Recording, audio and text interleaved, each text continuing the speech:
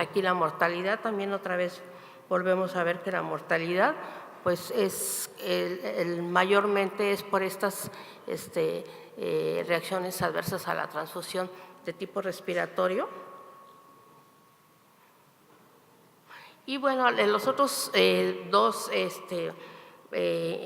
aspectos importantes en la transfusión de componentes sanguíneos son los errores en la administración de componentes y los incidentes sin efecto. Vemos aquí los resultados también. Ustedes pueden ver que pues muchos de ellos son los que están en azul, son errores en el nombre, en el tubo. Vemos aquí, algunos sí tuvieron efectos adversos, con reacción 259 y sin reacción 82, y el total de casos más impresionante en el error del nombre del uso del tubo, pues fue el total de casos, vean, fueron 6.333, y sigue dándose el error, el ABO incompatible, la transfusión de ABO incompatible. La transfusión de AB incompatible, 511 en total en este estudio, de la Red Internacional de Hemovigilancia. La otra parte que es muy importante, yo les comentaba, es la hemovigilancia en todo el procesamiento de los componentes sanguíneos. Aquí tenemos lo que el SHOT está publicando. Vemos aquí que la mayoría pues son errores. Siguen siendo errores los más frecuentes en la transfusión, 87% son errores, y vemos aquí solamente, vean, el 24% son reacciones patológicas, 1.581 incidentes. De estos 3.091 incidentes, fueron por la transfusión de casi 2,5 millones de componentes sanguíneos, que es un poquito más de lo que se transfunde en nuestro país. Y fue el número de reportes fueron 3.634.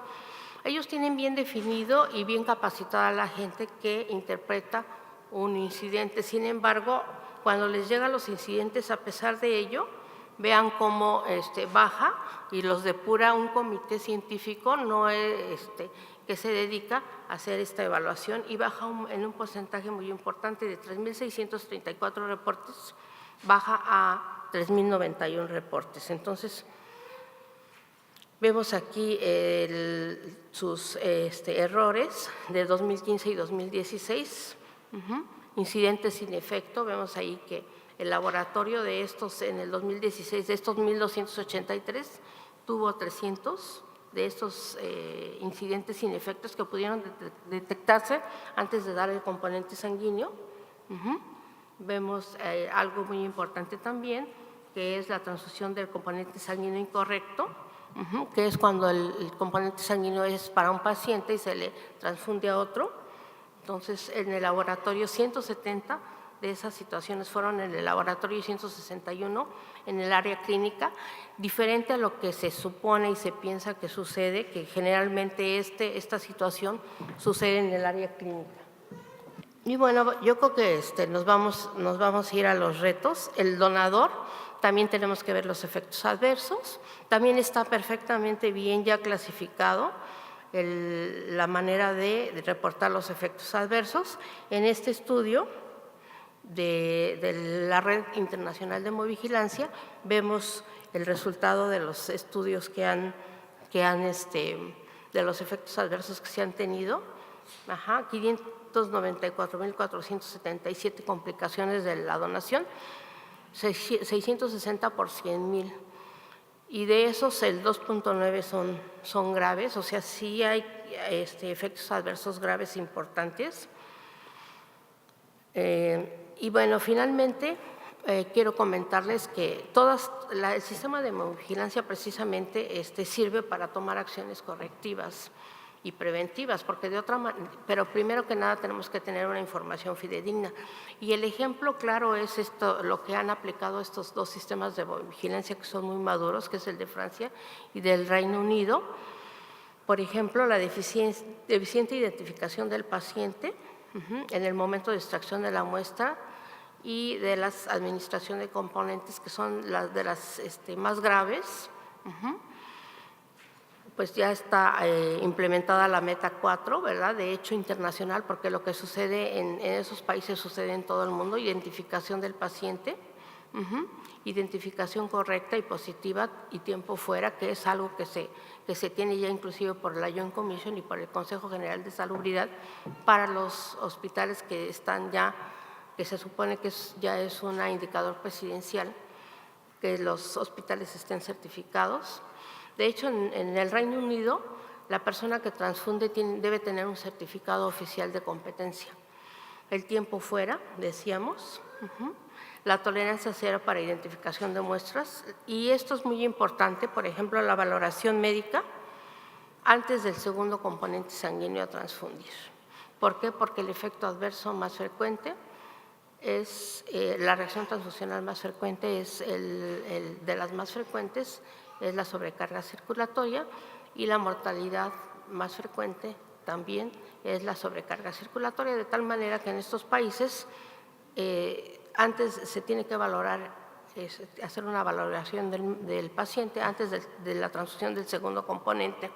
La presentación de Trali, que ustedes se recordarán que fue muy alta, del 2006 al 2012, pues el uso de plasma como acción correctiva, uso de plasma de donantes no transfundidos y de mujeres y no de mujeres que hayan tenido alguna gesta. La parte de sepsis, pues desecho de los primeros mililitros, ¿no? Que prácticamente ya se tiene en México también durante la extracción de sangre. Y entonces, pues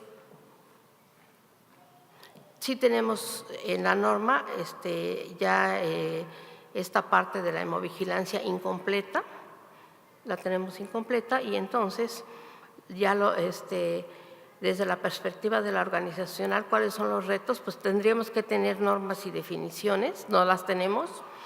La trazabilidad debería de estar perfectamente hecha, la educación.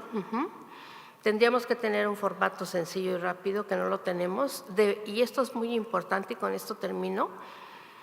Los formularios deben de ser claros y estandarizados, que es al contrario, ¿verdad? Son muy complicados, y deberíamos de tener un sistema de hemovigilancia no punitivo, confidencial y que sea anónimo. Y eso debe estar escrito para que se pueda dar esta información confiable a este sistema de hemovigilancia, y no está escrito en ningún lado. Entonces, ¿por qué? Porque no tenemos un documento, no tenemos un procedimiento, no tenemos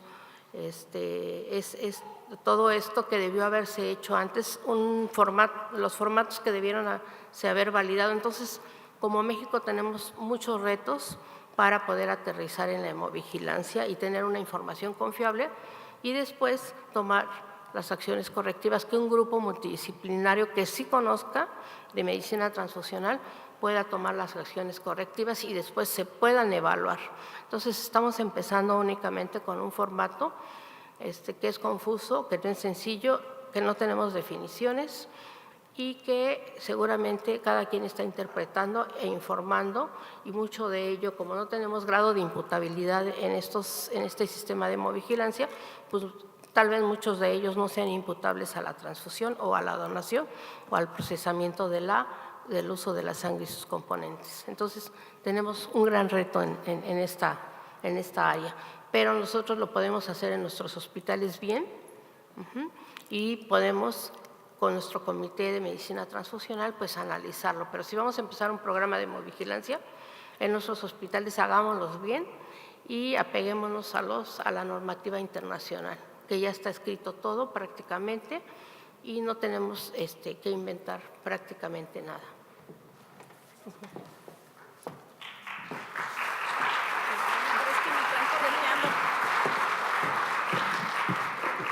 Muchas gracias, doctora Malagón.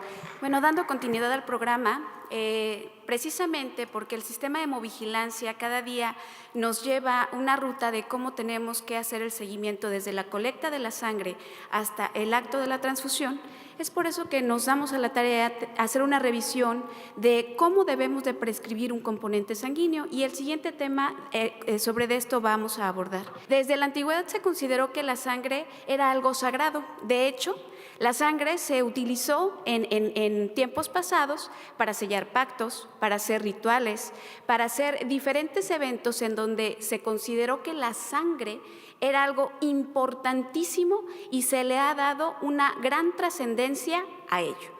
De hecho, nosotros como hematólogos nos dedicamos al estudio de la sangre, pero parece ser que nuestro enfoque ha sido la médula ósea, el trastorno de la médula ósea, y se nos ha olvidado la sangre periférica.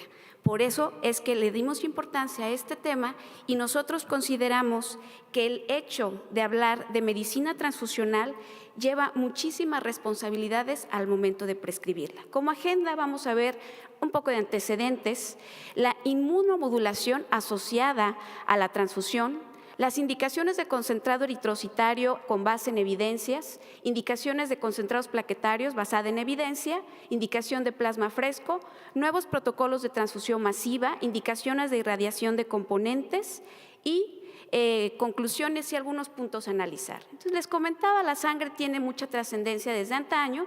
Simplemente en 1799, George Washington, quien independizó a los Estados Unidos, él muere a causa de una hemorragia masiva. Si ellos hubieran tenido en aquel momento un protocolo de transfusión masiva, seguramente hubiera cambiado el destino de su vida. En 1918 es cuando se empiezan a describir los primeros protocolos de la transfusión. En 1950, Japón empieza a ver un fenómeno que al momento de prescribir las transfusiones, ellos encontraban que había un rechazo a la sangre, lo que ahora conocemos, enfermedad de injerto contra hospedero asociada a la transfusión. Ellos se